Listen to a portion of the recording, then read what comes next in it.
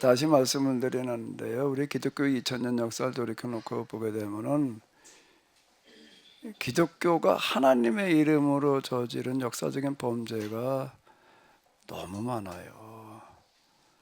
너무 많은데 정말 아쉬운 거는 잘못했다는 생각 자체가 없는 거예요. 잘한 줄로 알아요.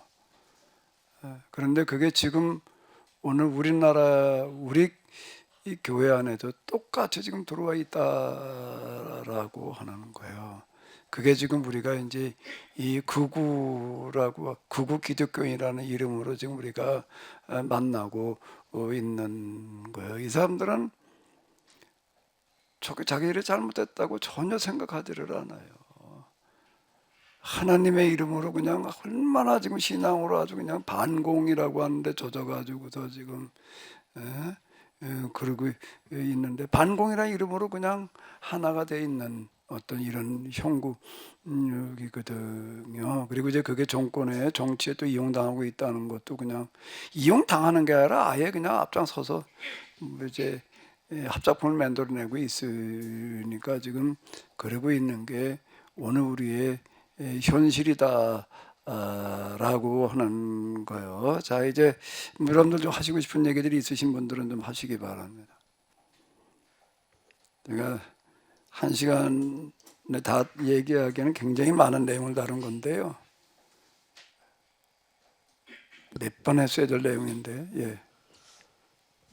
저기 그 이승만 정부 들어서가지고 그 이제 친일을 청산을 제대로 못했다는 것을 이제 대충은 알고 있었고, 그 친일 세력이 반공을 더 강화시켰다. 자기 친일 잔재들이 자기들 입지를 강화하기 위해서 반공을 더 강조했다는 그러니까 것도. 친일파가 그때 살 수 있는 건 반공밖에 없는 거예요. 그렇죠.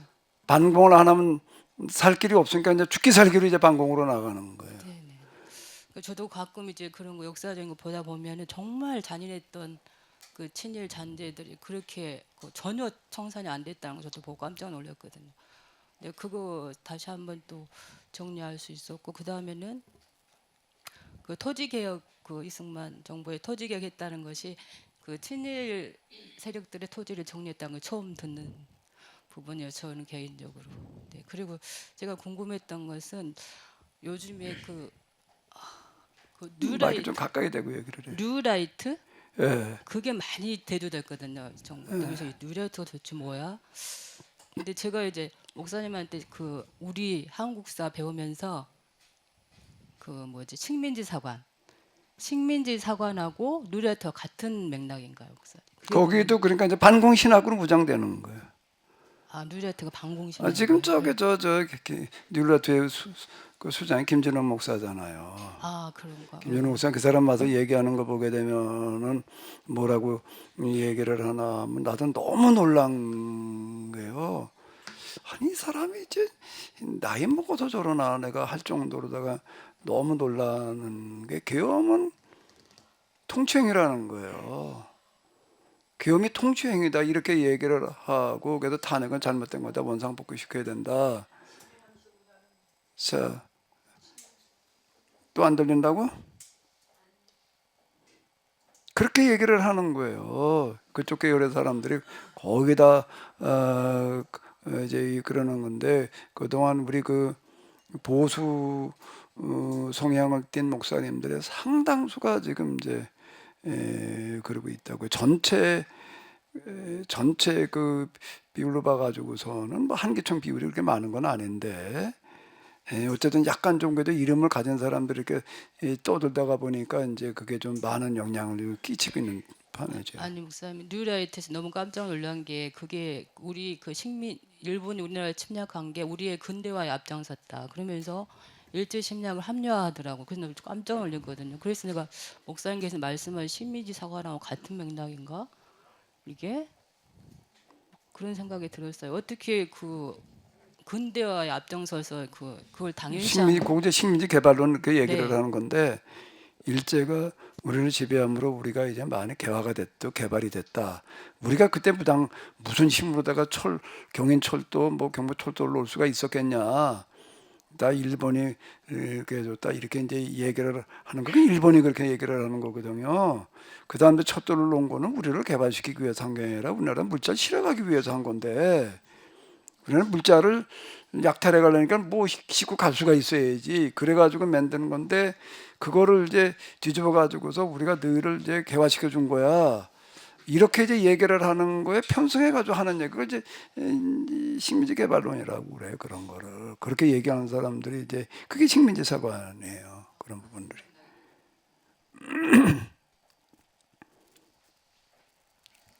근데 이런 쪽에 서는 사람들은 식민지 사관 이런 거에 대해서 별로 그렇게 예민하지를 않아요.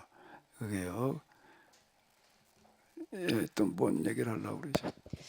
저는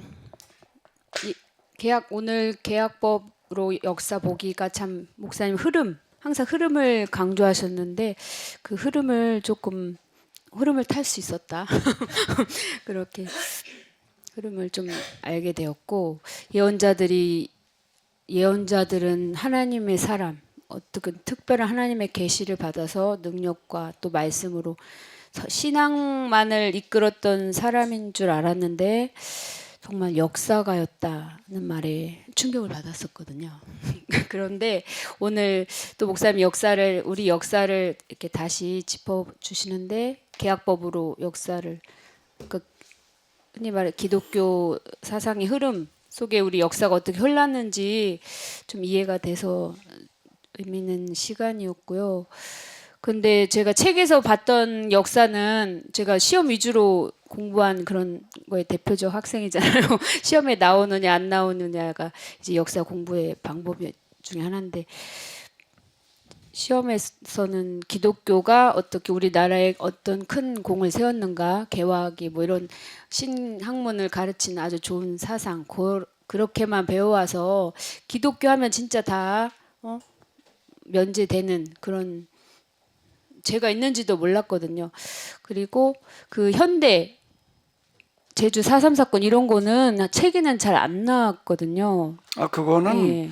4.3 사건의 수면으로 나온 거는 얼마 안 돼. 그랬구나. 얼마 안 되는데 그게 왜 그러면 그렇게 들춰지지를 않았느냐라고 할 때에 그 제주도민들도 그렇고 여수 순천 사건도 그렇고 그 사람들은 말할 수가 없었다는 거예요. 왜? 그러니까 동네 사람들 다 서로 얽혀 있기 때문에 서로 거기 이제 죽이는 게 뭐 저 누구네 할아버지 뭐 누구네 아버지 이런 식인 거란 말. 그러니까 이걸 말은 할 수가 없었다는 거예요. 그러다가 이제 근래에 와 가지고서 저게 이제 부각되기 시작한 거기 때문에 얼마 안 돼요. 근데 부각되고 나서 보니까 이제 이게 기독교인들이 한 짓거리니까 그 학살을 아주 가장 잔인하게 무자비한 게 서북청년단이에요. 이건 뭐 아예 그냥 거기 경찰 뭐 군인하고는 얘기가 달랐다. 아주 동네 주민들 갖다 완전히 그냥 싹쓸이하고 넘어가는 거니까 그게 이제 한경직이 주도한 거예요. 서북청년단 전적으로 한경직 작품이에요. 그게 청년들이고 내가 한경직을 목사라고 부르면 안 된다고 내가 얘기를 한 거가 그 사람을 목사라고 부르는 순간 우리는 다 그냥 뭐라고 그래야 되나 함정에도 빠져나올 방법이 없는 거예요. 이거는요. 목사라고 부르지 말자. 저 누구도 그렇고 전광훈이 그 목사라고 그러는 순간 기독교인이 다 그런 것처럼 이렇게 돼버리니까 이거 곤란하다 말이야. 한경림 목사님 같은 게 존경할 만한 부분도 참 많이 있지요. 근데 그 사람 권력에 빌붙는 거는 아주 천성인 것 같아. 일제 때는 신사참배하다가 뭐 특히 난 그거 아주 제일 화가 나는 거는 전두환에 들러붙는 거예요. 또 이게 그래가지고 템플턴사인가 그거 받고 있고 말해. 이게 뭔 얘기하려고? 다 들었는데요. 제가 아는 어떤 선생님도 그 친구가 자녀가 제주도에서 서울로 이제 대학생 돼서 왔는데, 거기 서울에 근처에 사는 제주도 사람이 옛날에 막 데려다가 거기서 하숙하고 뭐 키워주고 뭐 유학하라고 이렇게 했다는 거죠. 왜 그러냐니까 제주도 사람들은 그때 많이 죽어가지고 타지에 있으면 서로 가족처럼 돌봐준다. 그 얘기를 제가 언뜻 들었는데 잘 이해가 안 됐었거든요. 그래서 그때 많이 4.3 사건 때 많이 죽었구나 이 생각이 지금 떠올랐고, 그래서 제 4.3 사건하고 서북청년단 그 내용이 잘 지식이 없어서 그거 좀 자세히 알고 싶었고, 그다음에 목사님 대안이 참 멋있다. 예. 항상 사상과 그런 어떤 사상이 참 중요하구나 이거를 제가 느낀 건 그렇습니다. 문제점을 지적하는 것도 중요하지만은 테러를 열어놔야 되는데 대안을 제시하면서 문제점을 지적해야 된다고. 난 이렇게 얘기하고 싶어요.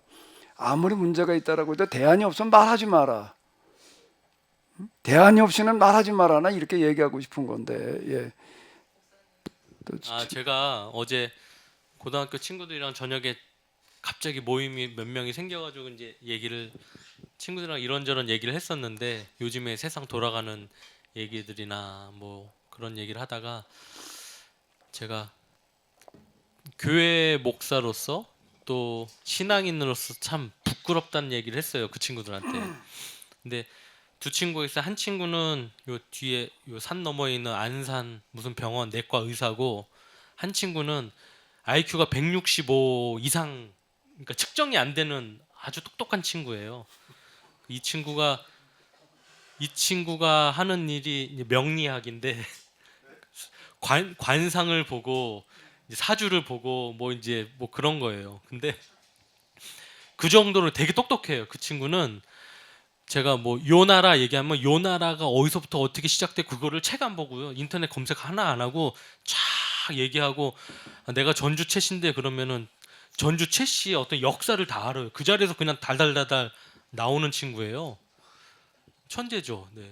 근데 그 친구도 그렇고 옆에 있는 의사는 자기 부모님은 교회를 잘 다니는데 이 친구는 교회를 다니다 지금은 안 다니는데, 이유가 둘 다 하는 얘기예요. 지식이 많은 친구나 교회 다녔거나 지금 안 다니는 친구가 교회 안에 상식이 사라졌다는 거죠. 그 제가 맞다, 교회 안에 상식이 사라졌다 그런 얘기를 하면서, 아니 서로 이 친구들이 둘이 똑같은, 내가 네 이웃을 내 몸과 같이 사랑하라고 하는데 교회가 가장 정죄를 많이 하고 있고 가장 비난을 많이 하고 있고, 잘하는 사람 옆에 붙어 있기나 하려고 하고, 그리고 이제 기도하는 거, 또 이 그 명리학 하는 친구도 얘기하는 거예요. 기도가 그게 기도인 거냐? 개인적인 욕심을 채우기 위해서 기도하는 거는 기도가 아니다. 개인적인 기원이지 그거를 기도라고 하는 교회가 자기는 이해가 안 된다는 얘기를 하더라고요. 그러니까 교회 밖에 있는 사람들이 오히려 더 명확하게 알고 잘 알거든요.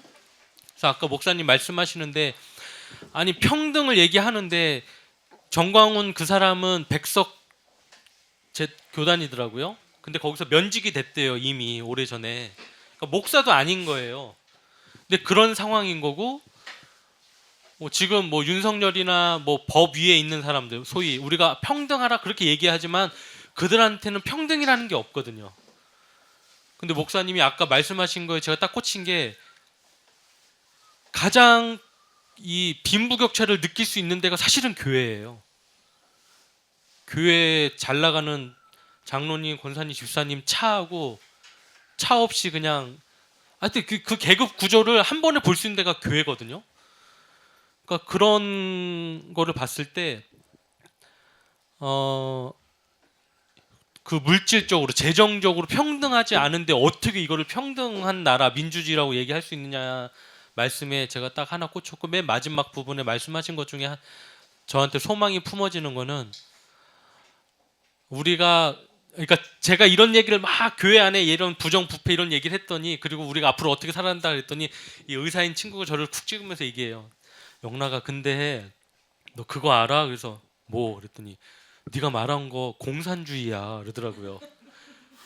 그러니까 맞다. 정신은 공산주의인데 우리는 북한식, 중국식, 러시아식의 그런 공산주의 말고 신공산주의를 만들어야 된다 이 얘기는 했거든요. 근데 목사님 뭐라고 아까 말씀하셨냐면, 케노시스라고 해서 더 큰 거를 던져서 더 큰 꿈을 얘기해야 된다, 더 큰 비전을 제시해야 된다에 저는 100% 공감이 된 거예요. 아, 이게 신공산주의라 얘기할 게 아니라 케노시스구나. 근데 그 케노시스는 가장 상식적이고 가장 합리적이다. 저는 이런 결론이 이 두 친구를 통해서도, 그냥 교회 다니지 않는 일반인 친구들, 나름 똑똑하다고 하는 친구들, 이 친구들도 이 명리학, 이 친구는 얼마나 똑똑하냐면, 제가 어제, 이건 좀 번외적인 얘기인데, 건물주예요. 어려서부터 돈을 이제 차곡차곡 잘 모아가지고, 그래서 얼핏 얘기하는데 자기가 그 월세 받았던 사람들이 뭐 200명이 넘는다 그러는 거예요. 그래서 아니 200명이 넘으면 그동안 세입자가 몇 명이었다는 거야. 막 그러니까 그게 아니라 지금 현재 자기 통장에 들어오는 월세 개수가 200개가 넘는다는 거예요. 그래서 그런 친구들, 돈이 많은 친구들, 똑똑한 친구들, 이런 친구, 의사인 친구들, 이 친구도 뭐 돈 잘 벌죠. 근데 이런 사람들 얘기하는데 가장 진리에 근접한 걸 그동안 선포한다고 생각했었는데, 그런 친구들보다도 세상을 더 모르고 바보같이 살았다는 생각에 어제 좀 속상하더라고요. 네. 교회 안에 지금 반지성주의가 지배를 하고 있기 때문에 지성인들이 다 떠나는 거예요. 청년들이 다 떠나는 거. 교회가 올 수 있는 데가 아니라고 느끼는 어떤 이제 이런 거고, 우리가 이제 해방 전후에 이렇게 보게 되면 이제 사회공산주의가 급속도로 사회조변에 확산되어져 나가는데 교회가 그들을 설득할 방법이 없는 거예요. 뭐라고 설득을 해? 뭐 우리 죽은 다음에 천국 가자고 그래야 되는데 구원받고 그거밖에 할 말이 없는 거예요. 아니 민족주의에 호소해야 되는 거예요. 민족주의 가지고 호소한다면 사회공산주의가 더 열심히 항일운동을 했다고. 그 다음에 그걸 안 하는 것도 아니고, 그리고 이렇게 하나가 되자고 그러는데 하나가 될 수가 없는 게, 사회공산주의자들은 우리나라의 어떤 지주나 이런 거 청산해야 된다는 거예요. 지주라든지 친일이라든지 다 청산해야 된다 이러고 나오는데, 근데 이게 당시 기독교인들이 이런 게 아무런 문제의식이 없는 거예요. 이거에 대해서. 어? 그러니까 흔히 얘기한 대로 대화가 안 되는 거예요. 이 사람들은 아주 강제적인 수단 방법 가리자 전쟁을 통해서라도 그냥 촉화시키겠다는 거, 우리는 빨갱이 만들겠다는 걸로 보이지만은 이 지주라든지 어떤 이런 문제들을 해결해야 된다고 나가는 거거든요. 나중에 가가지고 저 북한 저 공산 독재가 들어서는 거지 처음에는 아니었다고요. 60년대까지만 오더라도 북한이 우리보다 훨씬 더 잘 살았어요. 여러 가지 면에서 우리보다 앞섰다고. 사는 것도 경제적으로도 더 잘 살았고, 거기는 그냥 아예 그냥 이 교육비라고 하는 게 면제였잖아요. 뭔지 거기가 훨씬 우리보다 앞섰다고. 60년대까지만 하더라도. 근데 경제 개발이 우리나라에서 성공하면서부터 이제 경제적으로 격차가 나고 이제 이러면서 여기까지 이렇게 온 거고, 그 다음에 우리가 이제 군사 정권이 끝나고 민주화되면서 지금 앞서기 시작을 하는 거죠. 그 전까지는 우리가 앞섰다고 얘기할 수 있는 게 아무것도 없어요.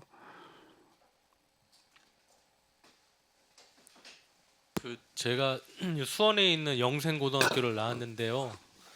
네, 영생고등학교라고 수원에 있는데, 제가 6회 졸업인데 원래는 그 학교가 처음 생긴 게 1903년이래요.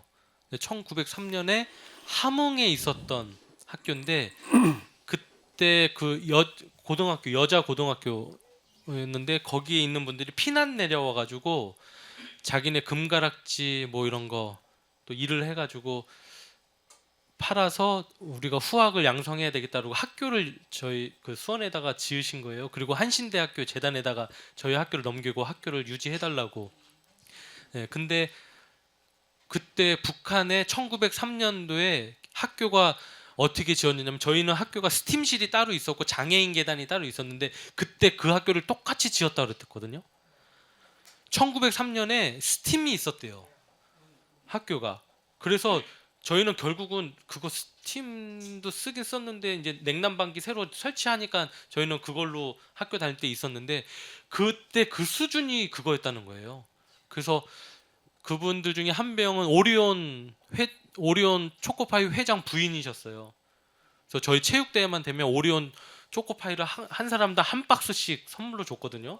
요구르트 2주라고 이렇게 해서 줬는데 지금 목사님 말씀 드리니까 생각난 거예요. 아, 1903년에 학교를 지을 때 이미 스팀으로 였다는 거는 우리나라랑 경제력 차이가 너무 다른 수준이었다는 게 그게 맞는 말씀이신 것 아니 같아요. 그러니까 아까 내가 얘기한 대로 우리나라 기독교가 좀 활발했던 데가 평안도 황해도란 말이에요.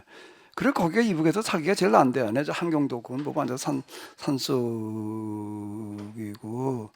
근데 그때 세워진 학교들이 거의 다 기독교 계통의 학교다라고, 거의 다가 아니라 다라고 얘기를 해도 되는 건데, 거기 나오는 학생들이 학교가 그거밖에 없으니까 학교를 보낸다는 거는 좀 웬만큼 살아야지 애들을 보내는 거지, 무료로 시킨 건 아니니까. 무료로 학비가 없다라고 하더라도 가난한 집 애들은 가기가 어려웠어요. 왜 그럴까요? 일해야 되니까. 일해야 되니까. 먹고 살려면 뭘 가지고 먹고 살아요. 응? 그때는 주희 아버지도 아주 굉장히 그냥 제 할아버지한테 불만이 많았던 게, 마지로 태어났는데 넌 일해야 된다고 그래가지고 서당도 안 보내는 거예요. 농사일을 누가 해, 이거를. 안 보내려고 그러는 게 아니라 당장 먹고 살아야 되는데 이거를요. 그러면은 학교가 세워졌을 때 기독교 계통의 학교라고요.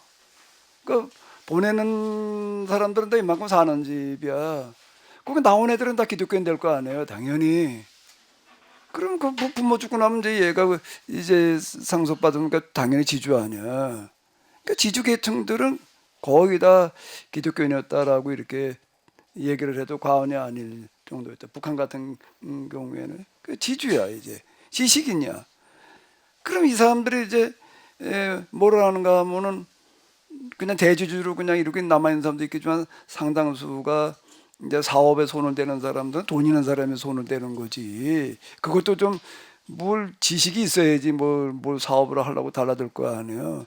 그러니까 기독교인들이 다수였다는 거예요, 이북의 실상이. 그 사람들이 다 평안도 황해도 서북 지방에 있었던 거고. 근데 공산주의가 들어서니까 이 사람들은 다 공산주의가 이제 때려잡아야 될 대상들이고, 조선민주당이라고 조만식 세력이 엄청 거기는 컸어요. 그래서 처음에 공산주의가 들어와가지고서도 기독교에 대해서 굉장히 우호적으로 이제 나올 수밖에 없었던 게, 그다 기독교인들이 꽉 잡고 있다 보니까 이제 그렇게 된 거라. 그게 실상이거든요.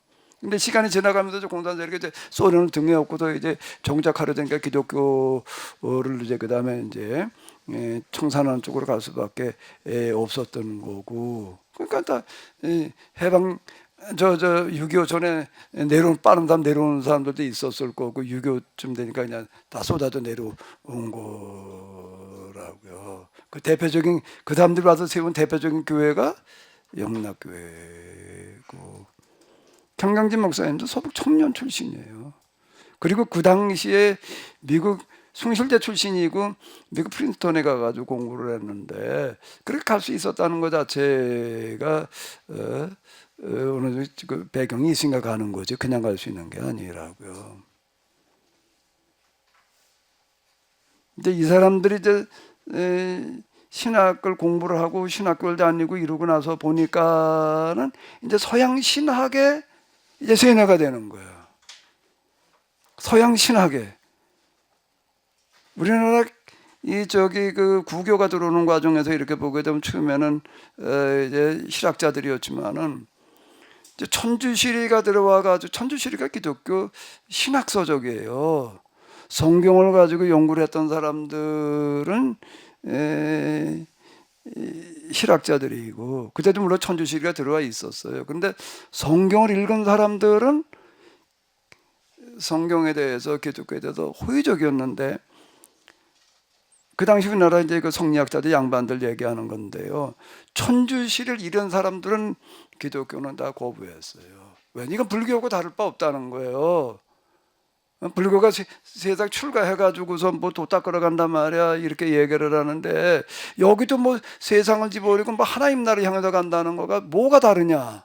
불교가 뭐가 다르냐? 이 세상을 어떻게 해봐야지. 이건 놔두고 뭐 죽은 다음에 하나님 나라 나가겠다고 그러냐? 이래가지고 거부를 했다고. 근데 성경을 읽은 사람들은 어떻게 읽어 내려가는가 하면 성경에는 계약법이라든지 어떤 신연법 같은 걸 읽으면서 이거다라고 이렇게 얘기를 하는 거고요. 근데 그게 나중에 이제 가족 신학에 들어오면서부터는 이제 이게 박해 대상이 돼 버리고 만 거예요.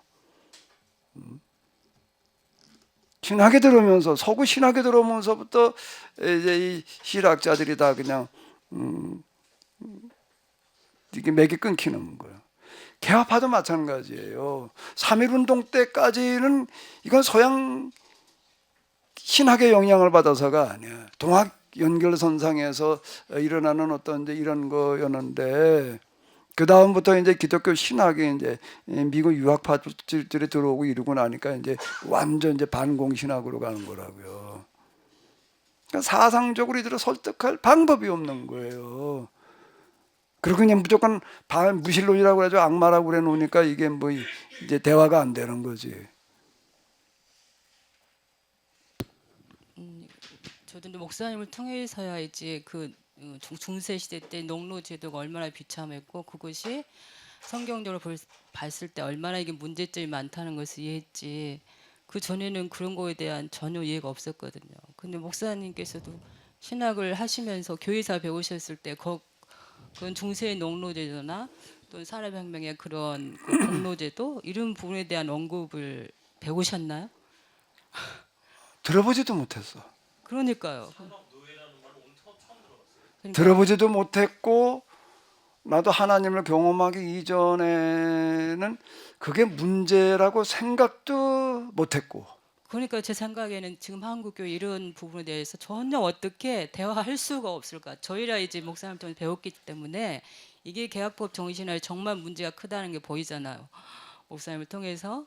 그러기 때문에 우리는 그렇구나 하는데 일반 구속사 신앙 교회들하고는 정말 타협하기가 쉽지 않을 것 같아요. 이 부분에 대해서 이해가 없는 한 공감하지 않는 한 대화가 정말 불가능하다는 생각을 해요. 제 개인적인 생각. 다시 얘기를 하는데 나도요. 구속사 신학의 정통교리 신봉자였어요. 정통교리에 대해서 아마 난 단언하는데 나만한 신봉자가 있었을까라고 할 만큼 나는 왜 감신장인도 2학년에 편입해가지고 읽은 게 교리만 들이다 읽었으니까 그걸로 내가 무장을 해가지고 있었다고 대충 알고 그냥 정통교리를 내가 그러는 게 아니라 그거 가지고 학부 논문 쓰고 뭐다 그랬다고요. 신학에서도 나는 철저하게 서양교회의 정통교리 신봉자였고 그 다음에 우리 여기 지금 들어온 데가 반공신학 가지고 이렇게 자꾸 뭐라 그러지만 아주 전적으로 반공신학 추종자였어요. 신봉자까지는 아니고 추종. 내가 돌이켜놓고 보게 되면 그런 거예요. 아이 저 공산주의 사상 가지고 학습하고 뭐 그러고 있는 것도 이렇게 보니까 그건 내가 받아들이기가 굉장히 어렵더라고. 우리 학교 다닐 때도 그랬거든요. 그러니까 이제 이게 받아들이기가 굉장히 어려워져. 근데 이게 하나님 경험이라고 하는 거가 그 놀랍게 그거 변화시켜 놓는데 무슨 이해인가 하면 이해의 변화를 시켜 놓더라고. 사람은 별로 안 변한 것 같은데.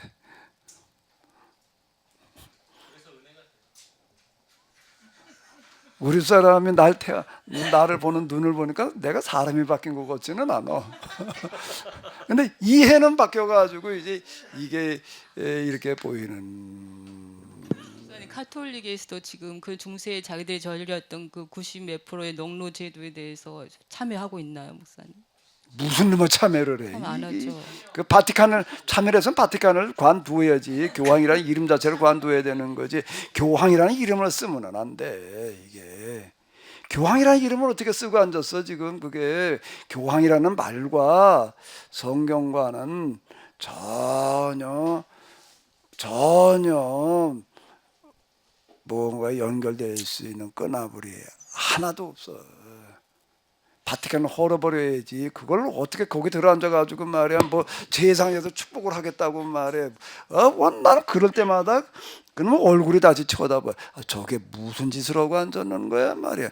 그것도 무슨 요일날 모두 축복 책임 그저 꼭대기도 나오는 것도 아니고 요만한 창문. 넓은 것도 아니야.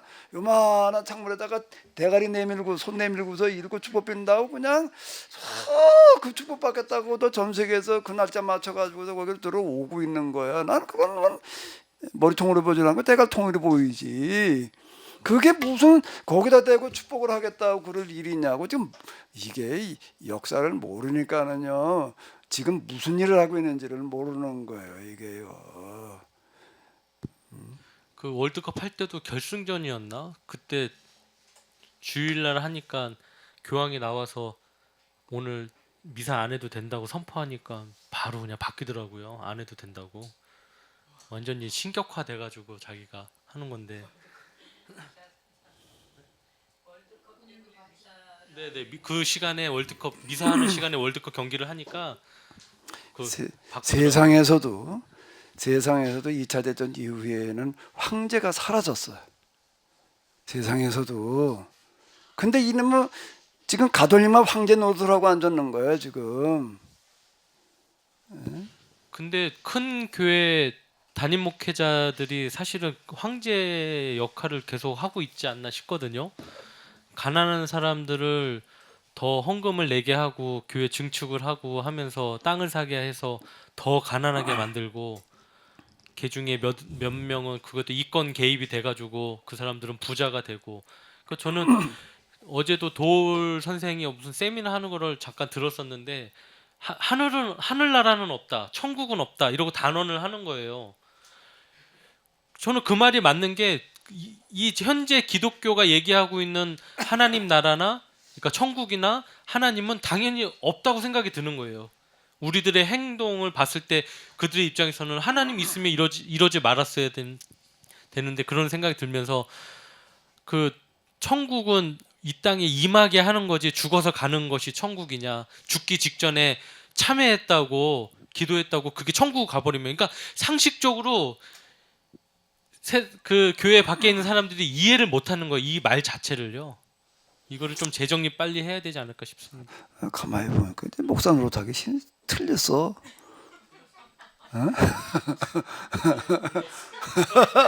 점점 목사 노릇하기 틀려진 것 같아요. 사모님은 어떻게 생각하셔요? 선생 사모님 그림 그려가지고 먹고 살아야 될 것 같은데.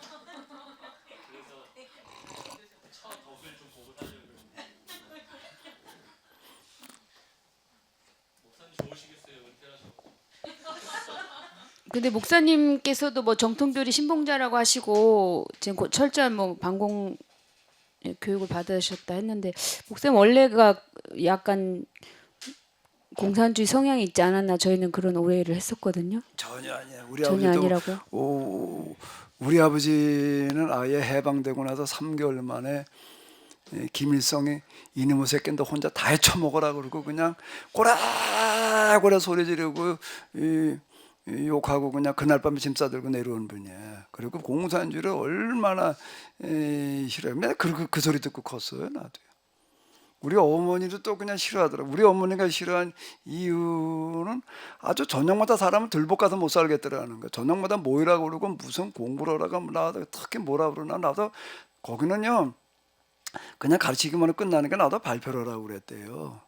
그 생전 난도 그 기억자도 모르는 사람들 원 사람 앞에 서가지고서 말을 해본 적이 없는 사람은 나와가지고 발표를 하라고 그런다는 거예요. 그 당연히 못하지. 그 얼마나 그게 싫었겠어요. 생각을 해봐요. 그 맨날 그냥 집안일이나 하고 저 밭농사나 짓던 사람 나와서 이놈은 갑자기 뭘 공부시켜놓고 발표를 해라 그러면 다 못한 발표를 안 하면 들이보내지를 않았대. 밤을 새워서 할 때까지. 그게 공산주의가 무서운 거예요. 이 민주주의 체제에서 공산주의를 당할 수가 없는 거예요. 그 사람들의 그 방식은 무언재간으로 당해요. 말을 안 하면 들이보내지를 않더래요. 난 말을 할 줄 모르는데 할 말이 없다 그러면은 뭐라고 얘기를 하는가 하면 맨날 밥하느라고 옛날에는 그 곡식에 돌멩이가 많았잖아요. 밥을 일지 않으면 밥을 못했다고요. 밥 미는 걸 얘기하고 들어가라고 그랬대. 쌀 이는 거를 쌀 이럴 때 돌을 어떻게 이제 달 이루어지는지 어떻게 그건 할 수 있지 않냐. 그거라도 해야지 들여보내지 안 들여보냈다는 거야.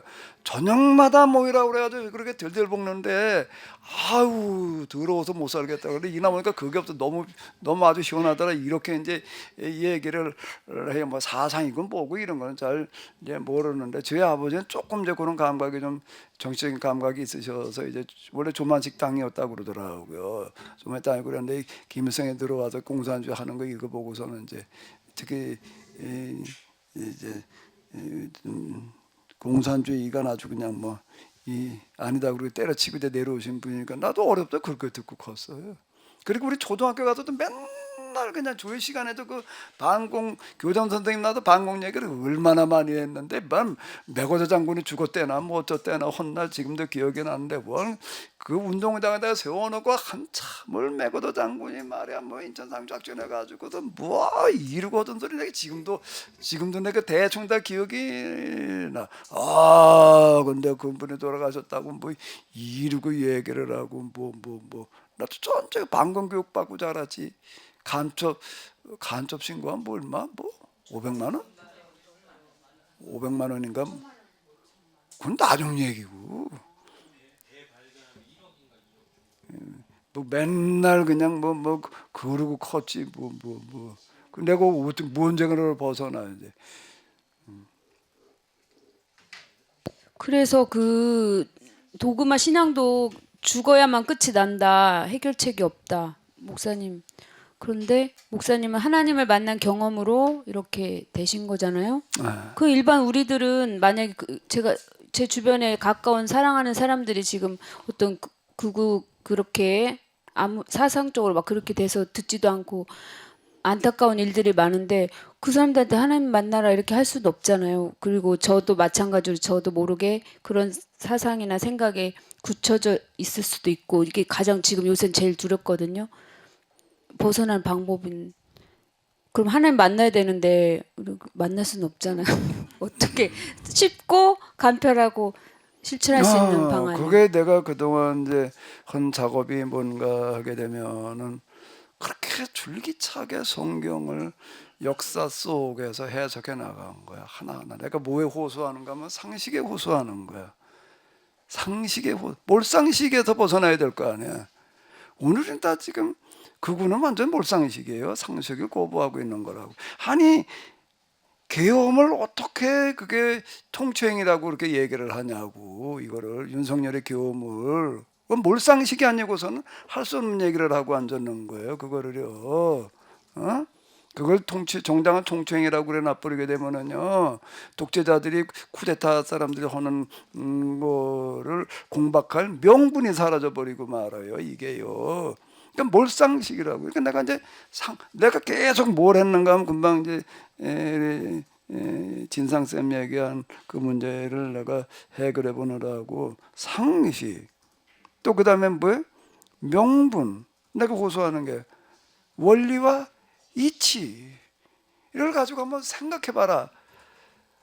이건 뭐 어디 가서 누구한테 물어봐 가지고서 이게 옳으냐 그러냐 할 문제가 아니다 말이야. 그래 내가 얘기하는 수준은 겨우 이런 기본만 가지고 얘기를 한다. 난 깊은 건 잘 모르고 그냥 상식, 명분, 순리, 이치 이것만 가지면은 누구나가 다 뭐 가방끈이 기냐 짧으냐도 따져볼 것도 없고 조금만 생각해 보면은 뭐가 맞는지 다 알 수 있는 얘기지. 난 그 수준에서 이걸 내가 끌고 나간 거예요. 지금 그 부분을 해결해 보려고 이 도그마에서 벗어나게 하는 길이 내가 하나님을 다 경험시켜 놓으면은 하나님 경험이라고 하는 거는요 신학적인 이해가 뒷받침되지 않으면 내가 얘기하는 그런 하나님 체험이 일어나지도 않아. 다 마귀에게 넘어가고 말지요. 내가 하나님 경험하라고 하는 그게 굉장히 힘들었어요. 힘든 거가 그 경험 자체도 이게 뭐 천국과 지옥을 오르내리는 바람에 이것도 힘들지만은요 뭘 어떻게 해야 되는지를 모르겠는 거예요. 이게 내가 뭐 가지고 길을 잡아갔는가라고 하게 되면은 신학을 공부한 거, 신학을 공부한 거 중에서도 구체적으로 뭔가 이 역사의 흐름을 가지고 실용을 했던 거가 나한테 길잡이가 됐어요. 이게 그래가지고 겨우 이걸 건너가면서요, 내가 주로 얘기해 조금만 이런 경험이 일어났을 때 절대 받아들이지 않았다는 거. 아, 이거 하나님께서 이런 은혜 주시는구나 이렇게 계시하는, 그게 아니라 이게 과연 내가 받아들여도 될 수 있는 거 아닌가.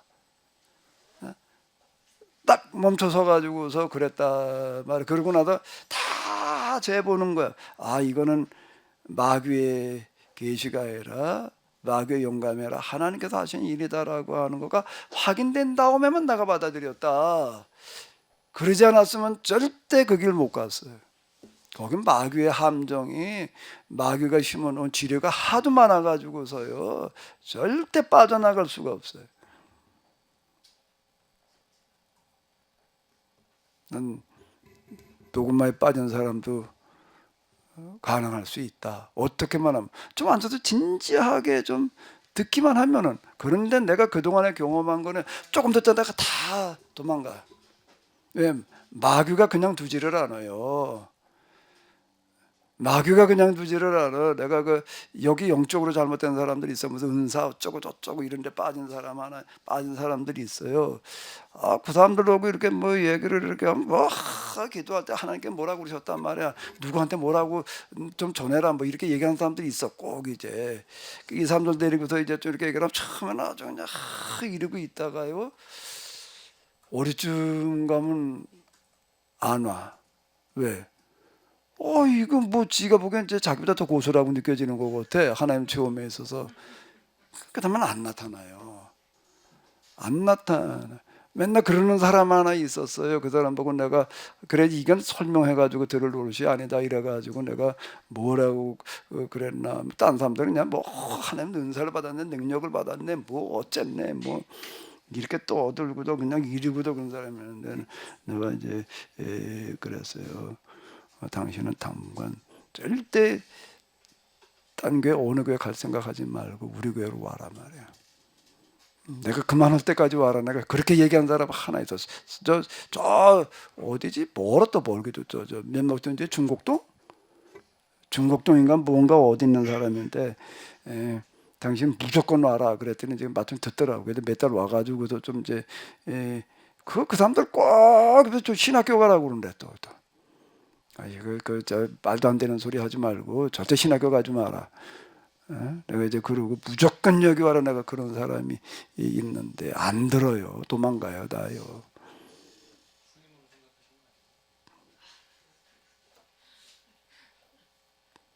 차근차근 앉아 듣기만 하면은 가능성이 있을 것 같은데 그거 안 듣는 거를 어떻게 해야 되지?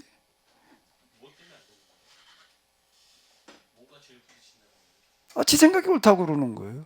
그게 마귀의 특징이야. 마귀의 특징은요, 마귀의 영을 몰라요. 아니 나는 마귀 영하고 상관없어 이렇게 생각해요. 그게 이제 마귀에게도 쏟고 있는 거야. 내가 뭐 기도하다가 난 뭐 들은 것도 없고 뭐 어쩌고 저쩌고 뭐. 근데 이제 마귀의 영을 받아 놓고 보니까는요, 마귀의 영을 이제 경험해 놓고 보니까 내가 맨날 그런 소리 또 해야 되나?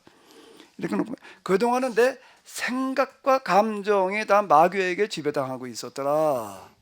그동안은 나는 그냥 이게 사람이니까 뭐 사람이 사람이지 뭐 그러고서 그냥 이제 이러고 넘어갔던 것들이 있는데, 그게 가만히 이렇게 보니까 이제 다 마귀의 생각들이었다라고 하는 거예요. 마귀의 감정이었고, 그래서 이게 마귀의 영을 경험하지 않으면 내가 어떻게 마귀에게 지배당하고 있는지를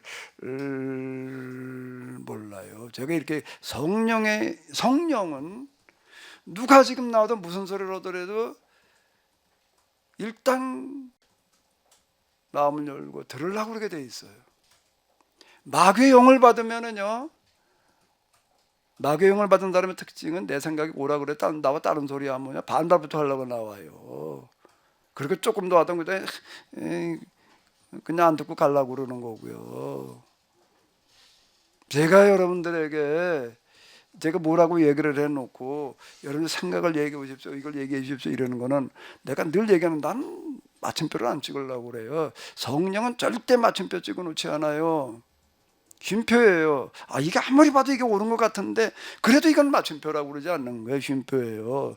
그래 놓고 그 다음에 누가 얘기를 하더라도 들으려고 그러게 돼 있거든요. 내가 여러분들에게 뭐든지 얘기하십시오라고 얘기를 하는 거는 그걸 말하는 거예요. 이게 목사님 얘기도 뭐 듣지도 않고 목사님 생각대로 다 하던데 뭐 이제 이렇게 또 얘기들을 목사님 뭐 다 결론 내놓고도 괜히 그냥 하는 소리라고도 이렇게 말들을 하더라고. 난 전혀 그게 아니야. 성령은 언제든지 배우려고 하게 돼 있지. 배우려고 하게 돼 있지. 내 생각이 옳아라고 생각지 않아요. 혹시 케네스를 좀 들었다고 해가지고 딴 사람 누가 딴 얘기한다고 해서 그냥 절대 쉽게 단정 지으려고 그러지 말아요. 진지하게 일단 마음을 열어놓고 배우고 들으려고 그래. 이게 영원한 초보, 영원한 출발이라고 제가 얘기하는 거가 그냥 수사어를 내가 늘어놓는 게 아니에요. 그 성령은 서지게 성령이 임하니까라고 내가 얘기를 하는 게, 성령은 지식의 영이더라, 깨달음의 영이더라는 게 이걸 얘기하는 거예요. 내가 그동안에 알고 있던 거라고 생각해도 존재들 다 버리는 거예요. 그게 성령이에요. 항상 성경을 내가 읽는다, 읽으려고 그럴 땐 지금까지 내가 생각하고 정리해놨던 거 다 버리고 읽어야 돼. 이 얘기가 이해가 돼요? 여러분들이 성경 나한테 들은 걸 가지고 읽을 거야 아마. 그러면 그건 성경 있는 게 아니야. 아니, 그럼 나한테 흔히 요즘 쓰는 그런 가스라이팅 당하는 거야 그러면.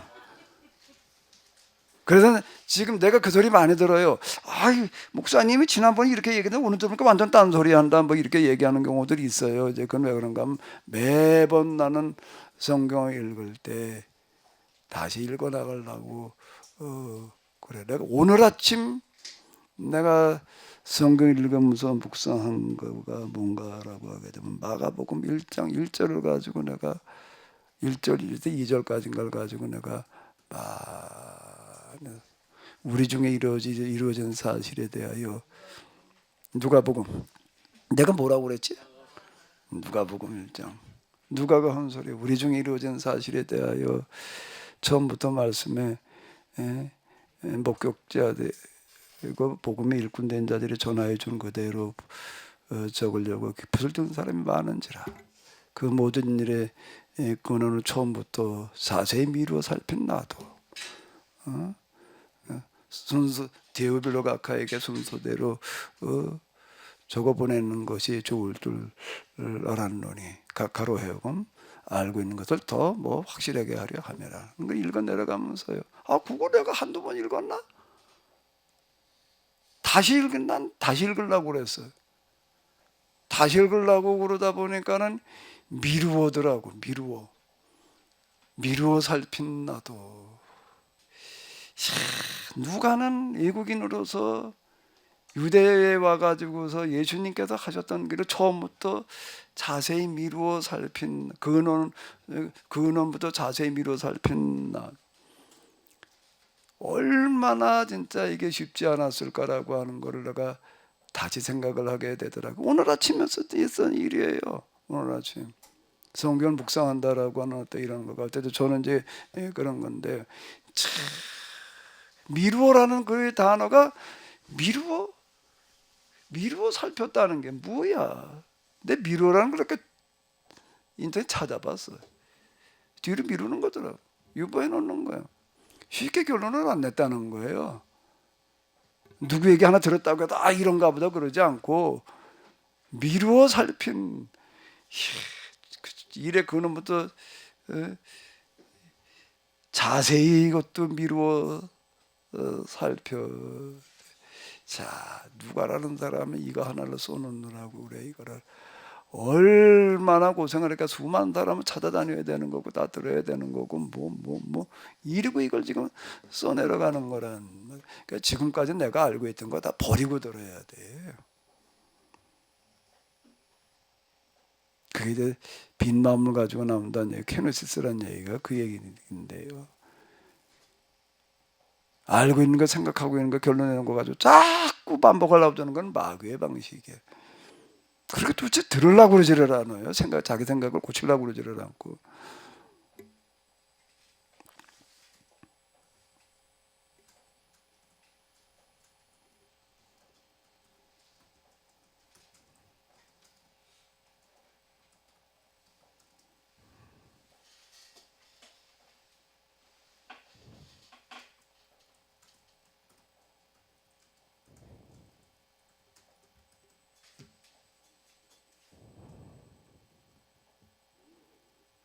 제가 하고 싶은 말이 있는데요. 네, 말씀하세요. 네. 이제 뭐 누구도 얘기를 안 하고 끝내려고 그랬더니 끝내야 되겠다 그랬더니 예전에 어떤 이제 집회하는데 뭐 여러 명은 아니고 무슨 선교회였는지 모르겠는데 기억은 안 나는데 그 어떤 선교회에서 무슨 뭐 정기 모임이 있다고 해서 가보자 그래서 갔는데 그때 뭐 한 30명 모여 있었나 그랬는데 거기 앞에서 설교하시는 목사님이 민주화 운동하는 친구가 있었는데 그 친구가 그 목사님에게 말하기를 너네는 참 이상하다. 맨날 새벽마다 모이고 주일마다 또 모이고 또 여러 행사 있으면 또 모여가지고 맨날 학습하는데 그분 말로는 이제 뭐 모여서 예배 드리는 그런 거를 어쨌든 교육의 일종이니까 그 학습이라고 표현을 하셨다는데 너희는 맨날 모여가지고 학습하는데 왜 세상을 변화 못 시키냐 그런 질문을 하더라는 거예요. 근데 제 생각에 교회는 학습을 하기는 하는데 외부인들이 보기에는 지식인과 지성인들이 떠난다고 말씀하셨는데 일단 어느 정도의 상식과 판단력이 있는 사람들의 눈에는 상식적이지 않은 집단으로 보이는 것이 아닌가 그런 생각이 드는데 저도 어렸을 때 교회를 다니기는 했지만 뭐 쭉 연달아 다닌 건 아니고 간헐적으로 다니다가 20살 돼서 이제 처음으로 그때부터 이제 쭉 제 의지로 나가기 시작했거든요. 근데 처음 교회에 나가서 이야기를 들어보면 느낌에 사람들이 너무 세뇌를 당한 것 같은 거예요. 말도 안 되는 앞에서 강단에서 하시는 목사님 말씀에 너무 막 아멘 아멘 하면서 대답을 하는데 제가 보기에는 이 사람들 세뇌당한 거 아니야? 무슨 이런 말에 아멘이라고 하지?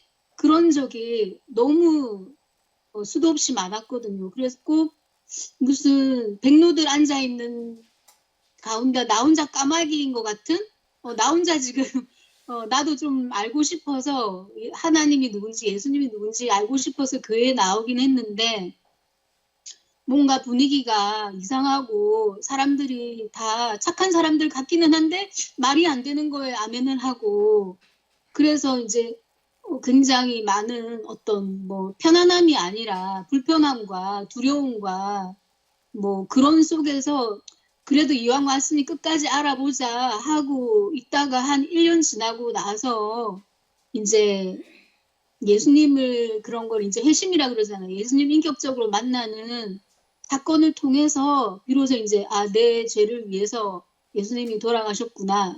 교회에서 그때 가르치는 그대로 이제 그런 체험을 하고 나서는 그냥 이게 맞는가 보다 하고 이제 쭉 계속 다녔는데 뭐 그래도 사람들이 하는 그런 좀 이거는 아닌 것 같다라는 거에 대해서 많은 좀 우려와 왜 이러지 뭐 그런 생각들은 가지고 있으면서 다녔는데 그게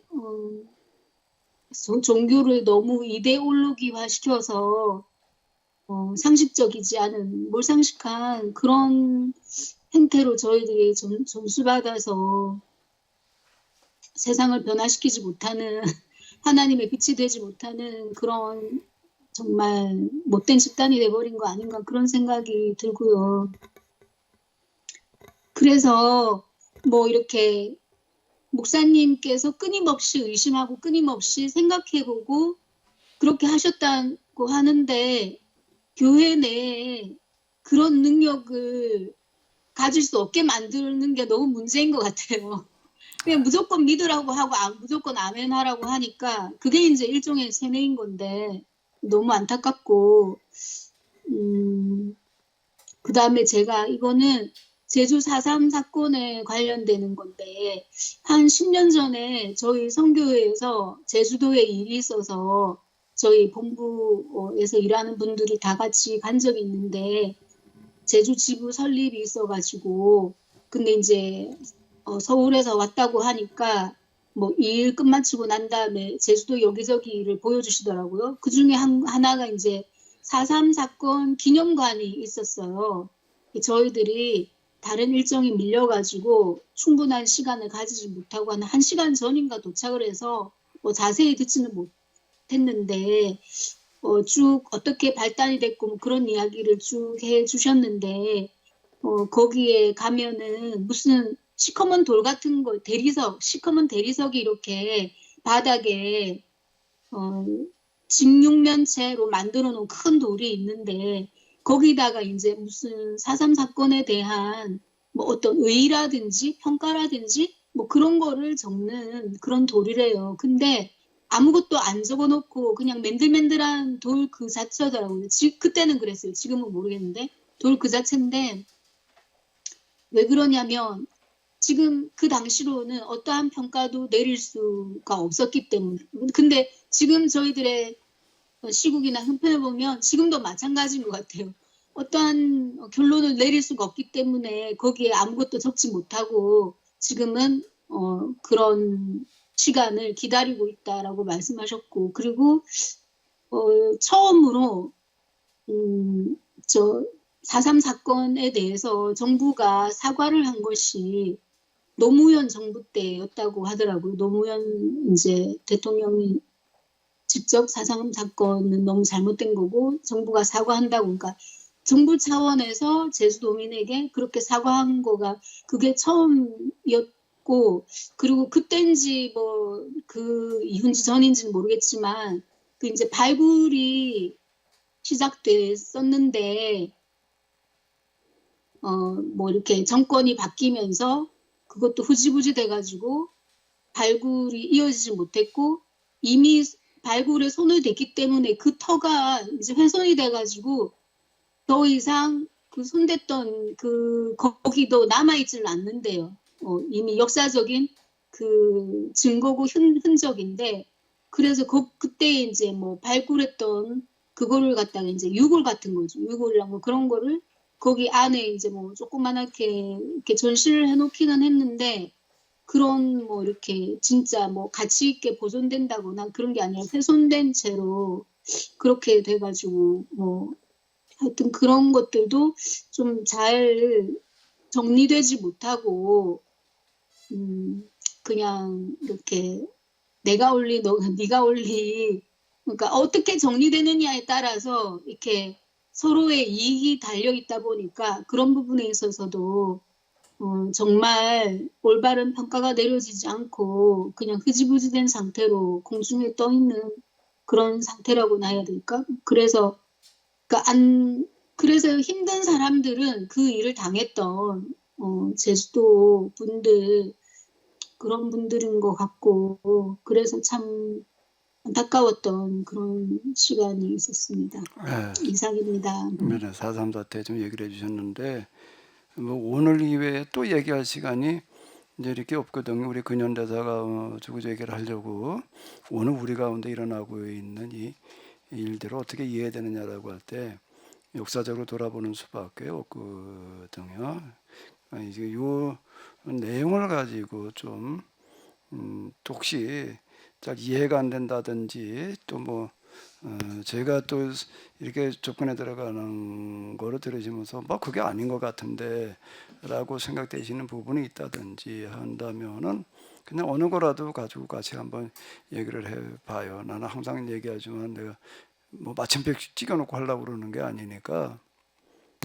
아니, 지금 그 4.3 사건과 연계해서 요즘에 그 시민들이 유행하는 단어가 과거가 현재를 구하고 죽은 자들이 산 자를 구한다, 이 멘트가 유행하고 있대요. 그게 지금 그 4.3 사건이나 또 우리나라 5.18 사건 이런 것들을 지금 노벨 문학상 받은 분이 그걸 가지고 책을 썼잖아요. 노벨 문학상 맞죠? 예, 그 주제로 책을 써가지고 사람들이 많이 읽히게 됐고, 그래서 시민들 의식이 과거를 회상할 수 있었고, 그래서 그 과거들 때문에 이번에 계엄에 실패할 수 있는 요인 중에 하나다. 그래 시민들이 많이 의식이 깨어가서 과거에 대한 인식이 조금 나름대로 기억이 되고 그 인식이 되어져서 계엄에 실패할 수 있었던 이유 중에 하나다라고 이렇게 설명한 걸 들었거든요. 네, 네. 예, 지금 여기 요 슬라이드에서 지금 정리해 놓은 거가 이제 예, 이승만 정권 이후부터 이제 쭉 이제 정리해 놓은 어떤 이제 이런 건데요. 요 앞에 요거하고 요 다섯 번째하고 여섯 번째가 지금 이제 해방 전후를 다루는 어떤 이런 거거든요. 근데 이제 그 당시를 살았던 사람들 가운데에서 요게 이제 그 시대적인 상황이고 한계인데 반공으로 치달아가는 거에서 벗어나기가 참 어려웠을 것 같아요. 아마 당연히 우리가 이북에서 기독교인이었고 지주였고 좀 이런 사람이었다면 공산주의가 들어왔을 때 예, 그리고 숙청의 대상이 돼가지고서 땅 몰수하고 그럴 때 그에 대해서 거부감을 보일 거 아니에요. 예? 반공으로 치닫지 않을 수 있는 뭐가 있었을 아니 배운 게 제가 이제 키네시스 얘기하는 것 같은 걸 배운 게 아니란 말이에요. 그런 건 아예 없어요. 그러면 이걸 어떻게 받아들여야 돼? 그러니까 반공으로 치달을 수밖에 없었을 것 같아 이게요. 그 어떤 사람이 이거 얘기하면 그때 태어난 게 죄다 말이야. 뭐 이렇게도 얘기를 하는 것 같더라고요. 대부분이 그 보수 교인이 된 거예요? 진보 교인이 아니고 비율적으로 보면요. 대부분의 그때는 다 다 죄. 다가. 그때는 진보가 없는 거야. 아직 진보라는 거는 이제 민주화 이후에 등장하는 거지. 교회 내에 천주교에서는 정유교회 사제단 뭐 이러고 등장을 하는 거고요. 진보는 우리나라 이제 한신 계열 민주화 투쟁을 우리나라 제일 열심히 한 데가 한신이에요. 서울대가 아니에요. 서울대보다 더 열심히 하고 그리고 거기에 대해서 어떤 사상적인 소스나 이런 것들이 다 이제 이 기장 한신 쪽에서 이렇게 이 나왔는데요. 이 한신 기장이라고 하는 거가 우리나라에서는 교단이 조그맣지만은 그래도 한국을 대표하는 교회와 교단으로 서양에 알려져 있어요. 한신의 그 신학이라고 하는 것 자체, 민중 신학이라고 하는 것 자체가 이제 그런 안에 그 파생 신학이거든요. 한국을 대표하는 신학은 민중 신학이에요. 민중 신학을 가지고 독일에서 박사학위를 쓴 사람이 있어요. 그 저기 민중신학이라고 하는 거가 유일하게 세계 속에 한국의 신학이라고 이렇게 알려질 만큼 좀 인정을 받고 있는 어떤 이제 이런 거거든요. 그게 뭔가 민주화 투쟁이나 이런 거에 어떤 안에 사상적인 소수의 역할을 하고 이제 어떤 그랬던 건데요. 그거는 이제 언젠가부터 80년대 이후에 진보라는 이야기가 나오는 거지 그 이전에는 없어요. 다 반공신학 일색이었던 거예요. 서북 청년단으로 대표가 되는 거고 그게.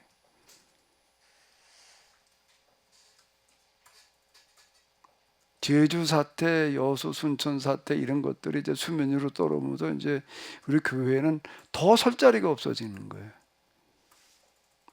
그래가지고 이제 뭐라고 진보 계열에서 얘기를 하는 게 반공 신학을 회개한다라는 말을 썼어요. 반공으로 신학을 이제 끌고 나간 것 자체가 잘못됐을 때 이렇게 이제 인정하는데 또 그거에 충격을 받아가지고 또 한기총이 등장을 한다고. 야 이거 안 되겠단 말이야. 이게 보수야 결집하자 이런 식으로 또 가는 거예요 이제. 그게 지금 여기까지 이어내려 오고 있는 거고요. 근데 교회 내에도 이제 진보와 보수로 다 또 이제 이게 나눠진 형국이야 이제 이게.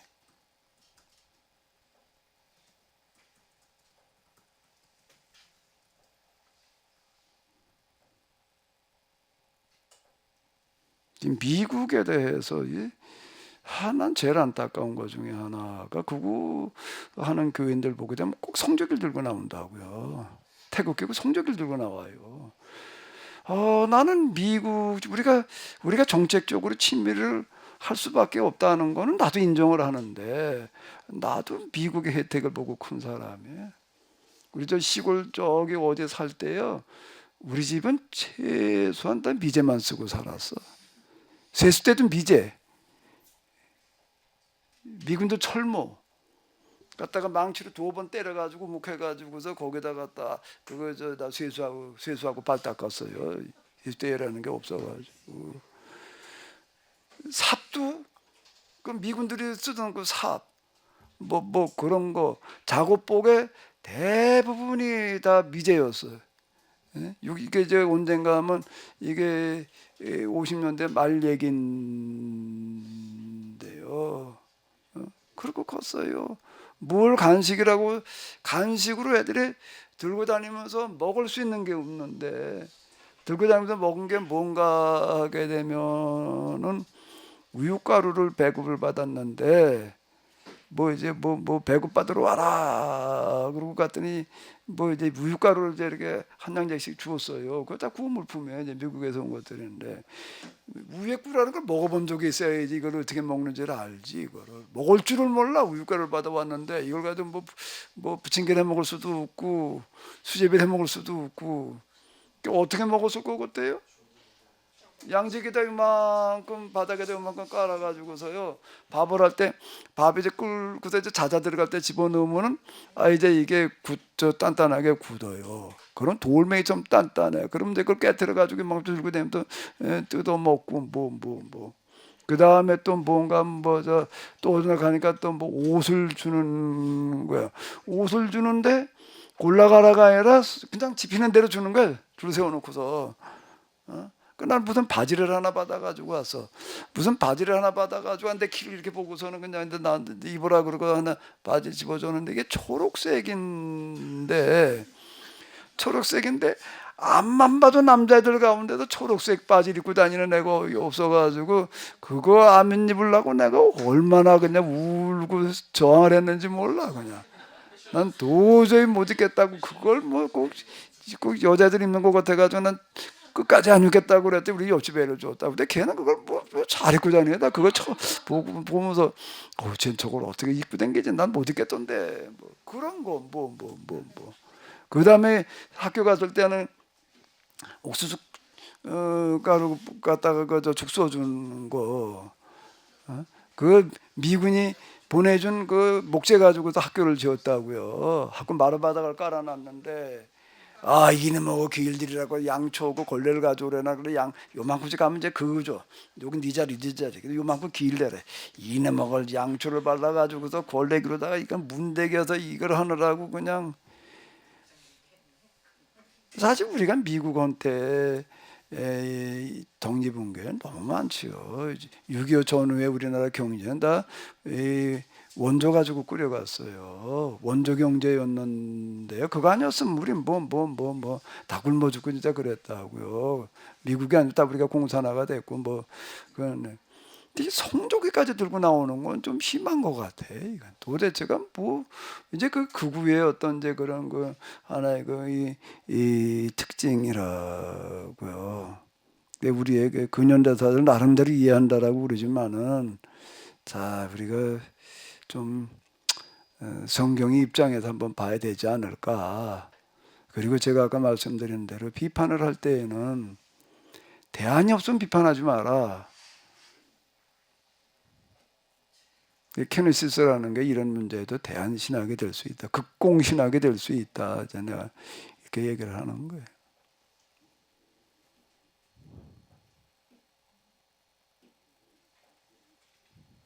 이 시대 기독교인들 가운데에서 반공으로 안 갈 수가 없지. 다 죽이려고 달라드는데 그걸 하나님 없다고 그러면 무신론을 표방하면서 당연히 이게 악마로 보였겠지요. 죄송합니다. 제가 예. 오전 예배를 못 드려서 예. 4.3 사태 이 얘기 말씀하셔서 제가 저는 저 나름대로 지금부터 한 6년 전 이게 지금 이 책이 지금 이게 책 보이시죠?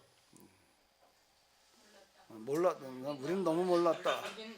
예. 이거 돌 김용옥 박사가 쓴 책이에요. 지금 1900 것 같으네. 예, 2019년도 발행입니다. 초판 발행인데 19년도. 제가 그해 가을인가 이 책을 샀어요. 그래서 책을 봤는데 이게 이분이 그 나름대로 이 자료를 아주 엄청 수집을 하고 해서 거의 뭐 팩트로 이렇게 기록을 한 그런 책이거든요. 이게 아예 책 제목이 우린 너무 몰랐다예요. 우린 책 제목 자체가 그러니까 그동안 너무 몰랐다는 거죠. 벌써 지금 2019년에 책을 썼으니까 생각해 보세요. 지금 해방 이후 뭐 거의 7, 80년 지난 다음에야 이제 이 책이 나온 건데 그동안 전혀 이렇게 확실하게 드러나지 않았다는 거죠. 그러니까 2019년에 이제 이 책을 발행 그 전부터 이제 물론 알았기 때문에 이제 김용옥 박사가 이제 다니면서 뭐 이게 자료를 수집하고 그 나름대로 이제 이 역사책을 기록했는데 이분은 또 그런 얘기를 해요. 이 책은 사상이 아니고 운동이다. 뭐 이렇게 나오고 있고요. 이 책은 역사 서술이 아니라 우리 의식에 던져지는 방할이다. 가치를 추구하는 자라면 이 책을 읽은 후 얻어지는 깨달음을 추구하라. 뭐 그리고 그 잊혀진 역사를 만세 만민에게 전해야 할 것이다. 이 책 그 겉에 나오 있는 그런 글을 이렇게 볼 수가 있거든요. 이 책을 제가 교회에다 갖다 놓겠습니다. 한번 봤으면 좋을 것 같아요. 아주 자세하고 아주 그냥 구체적이고 이제 그렇게 자료가 돼 있더군요. 결론만 좀 간결하게 좀 소개를 해주세요. 그냥. 그러면요, 지금 목사님이 말씀하신 뭐 그대로예요. 거의 그대로입니다. 이게 더 구체적으로 또 아주 자세한 내용도 나와 있지만, 왜냐하면 그 해외 그 미국과도 깊은 연관이 있고, 뭐 물론 뭐 소련 뭐 그 주변 국가하고도 이 4.3 사태하고도 많은 연관이 있어요. 단순히 뭐 이런 우리 민족 자체 안에서만 이루어진 그런 사건이 아니고 이건 국제적인 그런 어떤 상황에서 벌어진 일이더라고요. 크게 볼 수가 있는 이제 그런 책이라고 보기에 제가 이렇게 추천을 하는데요. 정말 이건 그것도 그래서 아마 이 김용옥 박사가 기독교계에서 아주 그냥 이단화로 시켰잖아요. 지금 어떤 목사님들한테도 이 김용옥 박사 얘기하면 아이 그 사람 저 가짜다 그러고 아예 상종을 안 하잖아요. 그만큼 이제 이 책을 보면 완전히 이건 반기독교적인 어떤 그런 책이 돼버리고 말았어요. 그 기독교가 뿌려놓은 씨앗이 네, 그렇죠. 그만큼 참 비극적이었던 거고요. 근데 이제 우리나라 근현대사를 이렇게 보게 되면은 6.25라고 하는 전쟁이 우리끼리 남한 북한의 싸움이 아니에요. 공산 진영과 민주 진영의 싸움이었거든요. 우리나라 참전했던 나라가 16국인가? 맞죠? 미국을 비롯해 가지고서 뭐 이제 참 많은 나라들이 이렇게 와서 그 민주주의 국가들이 이제 이렇게 어떤 이제 이런 건데요. 우린 전쟁 마당만 내준 거예요. 그 융단 폭격이라는 말이 우리나라에서 나온 것 같아. B 52였나? 29인가? 이제 올해도 왔다 갔다 하네. 무슨 비행기 그 폭탄을 그냥 싣고 와가지고서 그냥 무작위로 그냥 융단 까듯이 그냥 뿌리고 갔다가 융단 폭격 그렇게 얘기를 하는데 수백만 명의 사상자가 나는 거야. 이 조그만 땅덩어리에서요.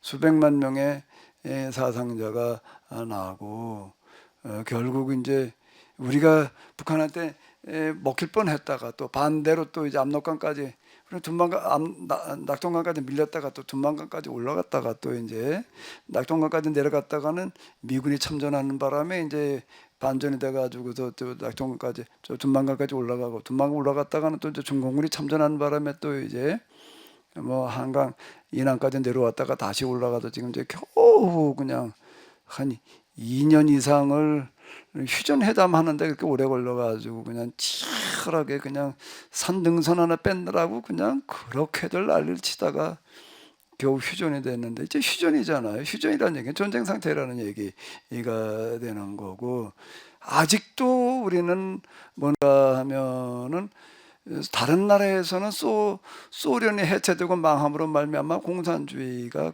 끝났는데 우리나라는 계속되고 있는 거예요. 다시 북한은 이제 공산주의라고 얘기도 하기도 그렇고 그냥 공산 독재주의지 뭐 공산주의라고 얘기할 수도 없는 어떤 이제 그런 건데 우리나라에는 아직 남아 있잖아요. 그래서 좌파 우파 이루고 지금 이제 싸우고 있는 참 이런 비극 한복판에 지금 우리가 와 있는데 자 이걸 어떻게 극복해야 될 것인가? 뭐 누가 옳다 그러다 이걸 떠나가지고 어느 한쪽을 갖다가 그냥 완전 박멸시켜가지고 끝내들 수 있는 문제도 아니고 그럼 전쟁으로 가는 거니까 이게 이거를 해결하는 쪽으로다가 가야지 되는데 서로 비판만 일삼을 게 아니라 대안을 제시를 해야 된다. 대안이 없으면은 아예 비판하지를 말아야죠. 저는 그런 입장입니다. 그런 측면 좀 이걸 다뤄본 거거든요. 예.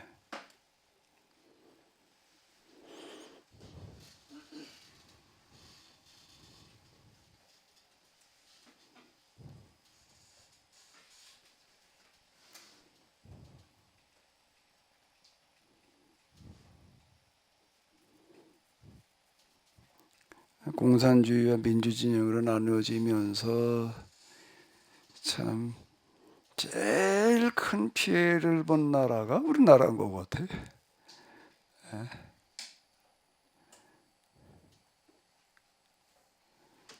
또 이렇게 또 해석하는 사람도 있더라고요. 6.25 뭐 기타 이런 거 때문에 오늘 대한민국이 가능했다. 또 이렇게 말하는 사람도 있어요. 그 논리도 가만히 들어보면은 그렇단 부분이 있는 게 특히 오늘 우리 대한민국이 가능하다라고 하는 것 중에 하나는 이 경제 부분이잖아요. 세계에서 제일 못 살게 됐던 나라 중에서 유일하게 선진국 대열에 올라섰다. 그 유일하게 선진국 대열에 올라서는 게 경제개발 뭐 주로이지만 뭐 때문인가 하면 중화학공업이 성공했기 때문이라고요. 중화학공업이 우리나라가 조선 무슨 뭐 이런 거 손댈 그 당시에는 그래도 여기 좀 빈틈이 약간 있어가지고 우리가 가능했거든요. 요즘 상황에서 뭐 제철 무슨 조선을 시작해가지고서 성공한다는 거는 환경이 전혀 맞지가 않습니다. 그때가 됐는데 그럼 우리가 중화공업을 왜 했는가? 그게 되면 카토 때 미군 철수한다고 그러니까 이 자력 국방 때문에 죽기 살기로 한 거예요. 우리가 무기를 자력화하려면은 중화공업이 뒷받침되지 않고선 될 수가 없잖아요. 그래가지고 이거를 죽기 살기로 다 달라붙은 거지.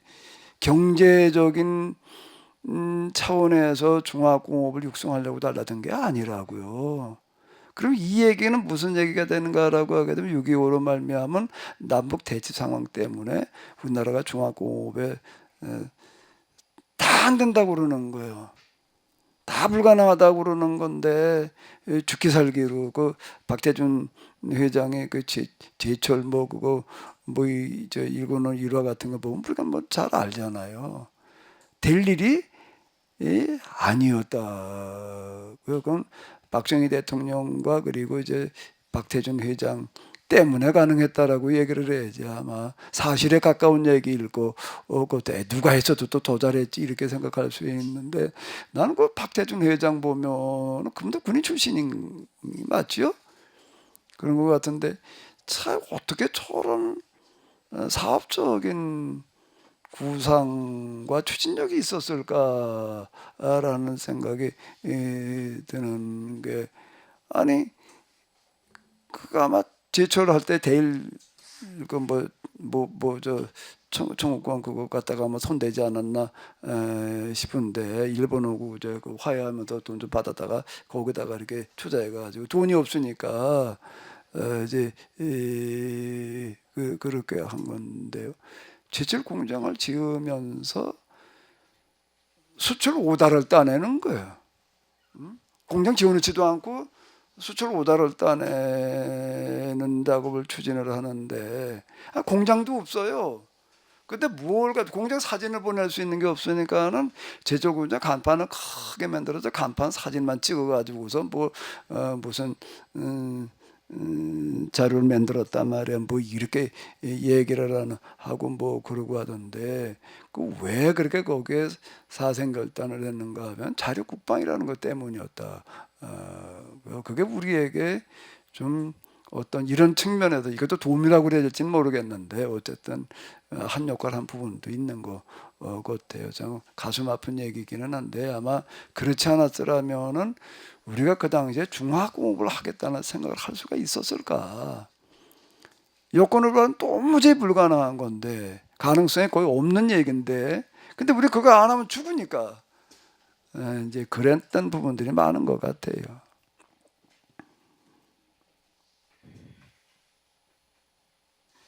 우리한테는 아직 이놈의 이데올로기 싸움이 끝나질 않아가지고 좌파 우파 그러고 있어요.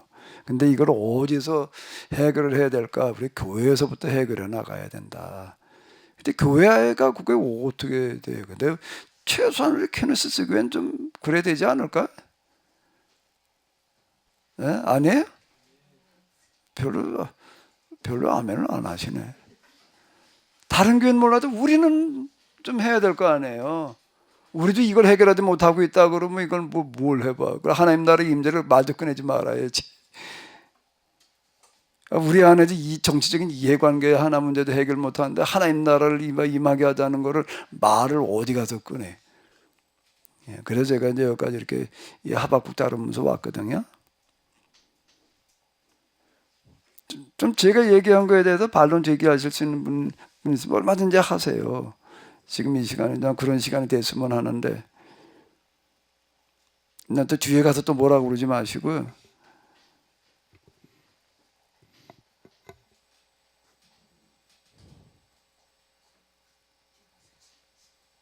이제 그럼 시간이 지났으니까 이제 마무리를 지어야 될 판인데, 할 말 있으면 하셔, 신 목사님. 없어요? 다시 상식과 일반적인 이해, 아주 기본적인 기초적인 지성의 차원에서 얘기를 한다면은요, 윤석열 정부의 계엄은 정당화될 수 없어요. 그걸 정당화하게 되면 완전 반지성으로 돌아가는 거고요, 반민주로 돌아가는 거고요. 그걸 통치행위라고 그래 놓게 되면은요, 그건 설 자리가 없는 거예요. 그 부분은요, 이제 정리를 해야지 돼요. 그 생각은 버려야 돼요. 계엄이 무슨 저 선거 부정 때문에 그 계엄을 그건 말이 안 되는 얘기고, 그건 윤석열이 하는 얘기고요. 그런 얘기는요, 우리가 잘 생각을 해봐야지 되는데, 이건 조금만 우리가 기본적인 이해라는 걸 가지고 있다고 본다고 하게 되면 다 보일 수 있는 얘기거든요. 그러니까 우리 교회 내에서는요, 계엄이 정당하다고 말하면 안 돼요. 반론이 있으면 지금 얘기를 하세요. 지금 얘기를 해요. 그건 있을 수 없는 얘기예요. 그런 분야를 헌정 질서를 다 무시하는 건데요. 국회는 계엄 가지고 가서 그렇게 막 그냥 군인 난육해가지고서 그냥 다 마비시켜내야 될 대상이 아니에요. 계엄령이라고 하더라도 그거는 계엄령 법에도 벗어나는 거예요. 이거는요. 근데 난 정말 화가 나고 기분 나쁜 거는 의원을 끌어낸 게 아니라 무엇을 끌어내려고 그런 거라고요? 요원? 뭔 말장난이야. 뭐야 이게. 요원을 거기 무슨 저 간첩이 들어와 있나? 그래가지고 군인을 투입을 해가지고 요원 끌어내려고 군인을 투입했다고 그래 얘기하는 거 자체가 이건 아주 국민들을 우롱을 하고 병신으로 알아도 이게 정말 분수가 있는 노릇이지. 이게 정말 국민들이 이렇게 우스워 보이나 그래. 차, 요원 끌어낼 요원을 의원으로 잘못 들은 거다 말이야. 이게 도대체가 말이 돼야지 말을 하는 거죠. 우리가 지금 극우 오늘 아침 어디 뉴스에 저 인터넷 어디 나온 거 보니까 어제부터 3만여 명 모여가지고서 탄핵 반대 집회를 했다고 그러는데 전광훈 만세 그러고들 전광훈 목사 만세라고들 떠든데나 어쩐데나 이게 지금 교회 문 닫자는 소리예요. 이게 일반인들 할 때 이게 도대체가 교인들이 앞장서가 목사라는 사람들이 앞장서 가지고서 그러고 있으니 이게 도대체가 상식이 안 통하는 거예요. 지금 이게 저희 조카가 서울 경찰청에 경감으로 있는데 맨날 그 집회하는 걸 본 거예요. 저기 정광훈. 그래가지고서는 그 하는 행동과 말들이 악마 같아 고모 그러더라고요. 교회를 안 다니거든요. 그래서 내가 미안하다. 거기는 사입이니까 거기 믿지 말아라. 제가 그랬어요. 우리가 최소한 기본과 상식은 통해야 될 거 아니에요. 근데 여기서 탄핵이 정당하다고 떠들어 놓게 되면은요 설자리를 잃어버리는 거예요. 극우 유튜버들이 떠들어대는 소리에 놀아나지 말아야 되는데, 예수님께서 계속 경고하시는 거가 뭔가 거짓 선지자들에게 농락당하지 말아라는 얘기예요. 이런 말에 우리가 좀 그동안에 그래도 키노시스를 좀 들었다면은 좀 그런 건 분별력이 있을 거라고 저는 생각을 하는데, 내가 우전에 우리 애들하고 대학 다닐 때인가 가정에서 성경 공부하자 그래가지고 이렇게 하는데 우리 적은 애가 얘기하는데 저기 숙대 다녔어요. 그 다닐 때 어떤 선배 언니가 우리 어제 찬양 집회 있으니까 가자. 그래가지고 갔더니 운동장인가도 그냥 뜨겁게들 찬양을 하고 그러고더래. 그래서 그냥 그런가 보다 하고 그 다음에 또 성경 공부하자. 성경 공부 몇 번 했대. 몇 번 했는데 몇 번 이렇게 했더니 너는 기본이 있으니까 말이야. 이건 딴 사람들 이렇게 안 하고 그냥 너는 그 다음 단계 무슨 고급 단계로 해줄게. 그러면서 또 이제 이렇게 무슨 고급 단계라고 하면서 성경 공부를 하더라는 거예요. 그래서 몇 번 이렇게 듣다가 보니까 뭐가 좀 이상하더래. 그래가지고 이건 아닌 거다 싶어가지고 그다음에 이제 안 하겠다 그러고 이제 관두었다는 거야. 그게 나한테 그런 얘기 한 적이 없어. 그냥 처음 얘기하는 거야. 뭔데 그랬냐, 뭘 들었냐, 그러니까 어쩌고 저쩌고 뭐가 했는데 약간 이상하게 느껴졌다. 근데 제가 이렇게 들으면서도요, 근데 이제 다 잊어버렸는데.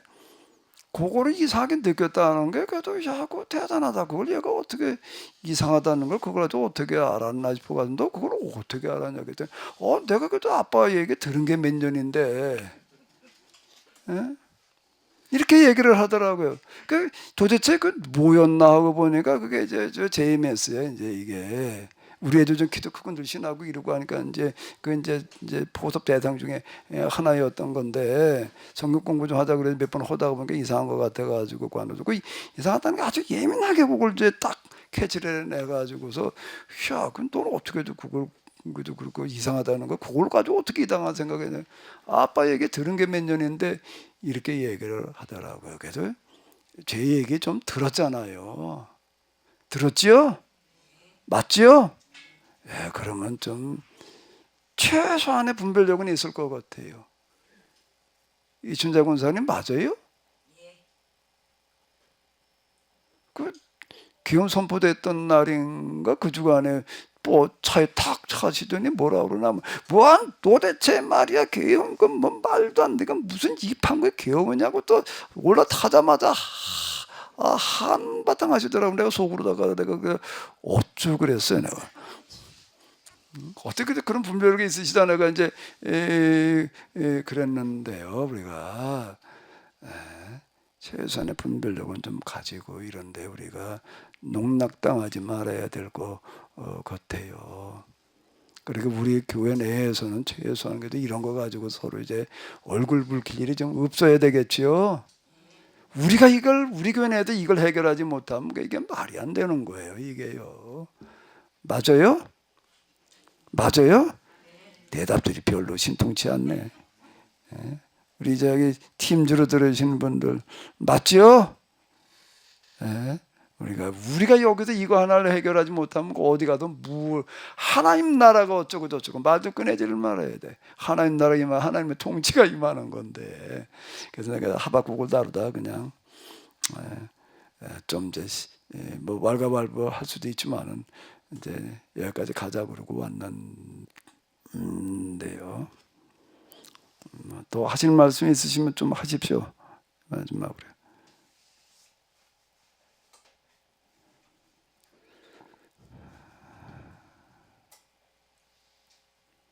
자, 없으시면 우리 다 같이 주기도문으로 마치시도록 하겠습니다. 하늘에 계신 우리 아버지, 이름이 거룩히 여김을 받으시고 나라의 임하옵시며 뜻이 하늘에서 이룬 것 같이 땅에서도 이루어지.